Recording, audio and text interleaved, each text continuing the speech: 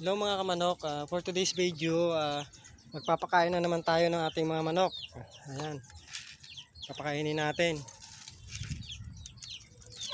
At i-check din natin yung itlog ng ating nabiling manok mga kamanok. Kaya kung ilang piraso na ba, nagdadagdag ba, o hindi ba nagdadagdag. At yung ating mga sisiw, kung kamusta na ba yung kalagayan nila. Ito po mga kamanok. Check naman at bibilangin natin yung itlog na nabili nating manok. Nasisigla po sila. Napakasigla po ng ating mga sisiw.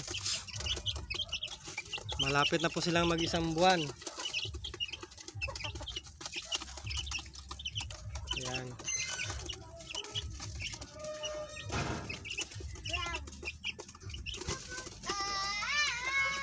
Ayan, tapos may mga bisita tayo. Ayan. Dinala ko ng tubig na malamig ng aking mga anak.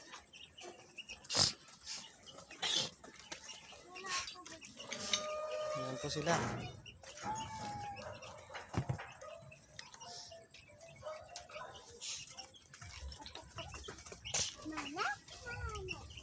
Tara mga kamanok, titingnan po natin, i-check natin kung dumagdag ba yung itlog ng nabili nating manok. Yung manok na to na binili ko ay pagdating dito, kinabukasan po ay ng itlog. Ayan po. At kahapon po is 4 po ito, ngayon 5 na. At salamat po sa taas at binigyan niya ako ng pagkakataon na makabili ng manok na umitlog agad. At swerte tayo na hindi na tayo nag-aalaga ng matagal. At meron na siya agad na production. Sana ay limliman niya at napisa. Abangan nyo rin mga kamanok kung ilan ang mapipisa at ilan ang iitlogin ng ating manok. Yan po yung manok na nabili natin. Yan po yung isa nagtatago, natakot. At yung aso natin, medyo lumalaki na at napakakulit. Pero hindi niya po ginagalaw o sinasaktan man lang yung ating mga alaga. Talagang binabantayan niya. Yan ang gusto ko sa kanya, kaya inalagaan ko siya.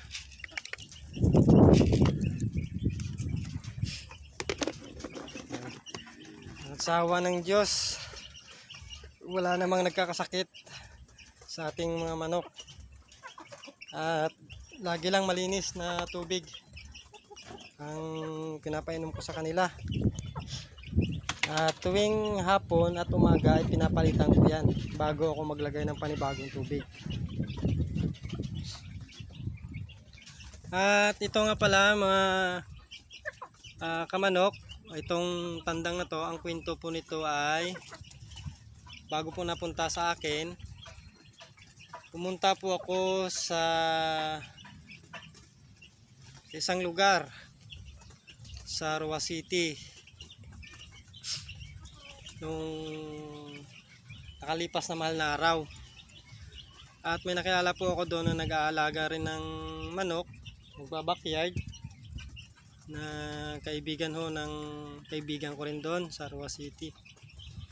At medyo nagkaigihan kami ng usap na natanong ko kung magkano po ba kung bibili ako sa kanya ng isang tandang o isang sisiw. Ang sabi niya ho ay may kahamahalan. Pero dahil sa gusto ko mag-alaga ng manok, para naman pag dumami, meron din tayong maibibenta o maibibigay sa nangangailangan, o maibenta natin pag kailangan din natin at magkapos tayo. Yan po yung sisiw na aking na-avail dun sa may-ari. Hindi ko nasasabihin yung pangalan, pero ito pong manok na ito ay magandang klase. At ito po ang kasama niya. Ayan sa ilalim. Ayun. Ayaw magpakita. Nung nabili ko yan na hindi man lang na yun sa lakad ko, hindi man lang kasama sa lakad ko. Nung nabili ko yung tandang na yan, nung sinabi sa akin yung price, hindi na ako tumanggi kasi pinakita sa akin yung pedigree. Magandang klase. Nung binayaran ko, natuwa siguro sa akin yung pinagbilhan ko. Binigyan ako ng isang inahin. Ayun. Ayun oh. Binigyan pa ako ng isang inahin. Actually, dalawa po ito. Dalawa pa tong inahin na binigay sa akin. Bali trayo ma to. Kung sa iba tawagin na trayo na. Isang tandang, dalawang inahin, kaya lang hindi sinuwerte yung isang inahin. At nagkasakit, hindi naagapan kasi busy po ako nun sa trabaho. Tapos ito naman tong isang to.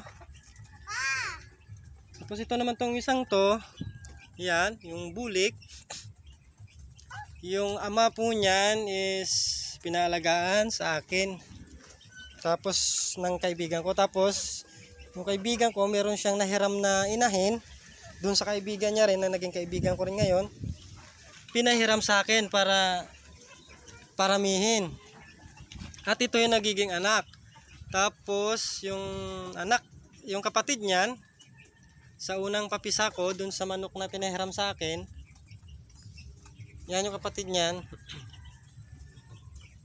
pinalitan nung kaibigan ko kasi hindi naman po ako ng mga alaga ng mga tandang. Gusto ko inahin para dumami. Alaga mo ako tandang, isang piraso lang. Ayan, malaki na po itong kapatid nito. At aalagaan din daw, kaya binigay ko doon. Sabi ko sila nagbigay naman sa akin. Pinahiram ako ng panimula. Kaya hindi rin ako nagdalawang isip na ibigay doon. Tapos nakalipas yung 2 araw, dinalhan ako ng inahin. Ganito rin kalaki. So may dumating akong isang kaibigan na galing pa sa ibang lugar. Gusto niya kumain ng native. Kaya ayun, binigay ko doon. Kaya ito na lang natira. Ayan po, yan po yung kwento niyan. Tapos ito naman, ang nanay naman ito is itim. Binigay din sa akin ng isang kaibigan. Meron namang gustong kung ano ng manok natin. Ayun, binigay ko naman para naman makatulong din tayo. So sa ngayon mga kamanok, ito na po yung update ng ating manok na nabili. 5 na yung itlog. Din sana madagdagan pa at mapisa niya. Ito yung aso natin. Yan mga kamanok. Hanggang dito na lang muna. At kararating ko lang galing trabaho. Papahinga muna ako. Bubutit dinalhan ako ng mga anak ko dito ng ng malamig na tubig. Yan, yung mga sisiyo natin is safety naman. Yan, sa awa ng Diyos masisigla sila. Napakalusog nila.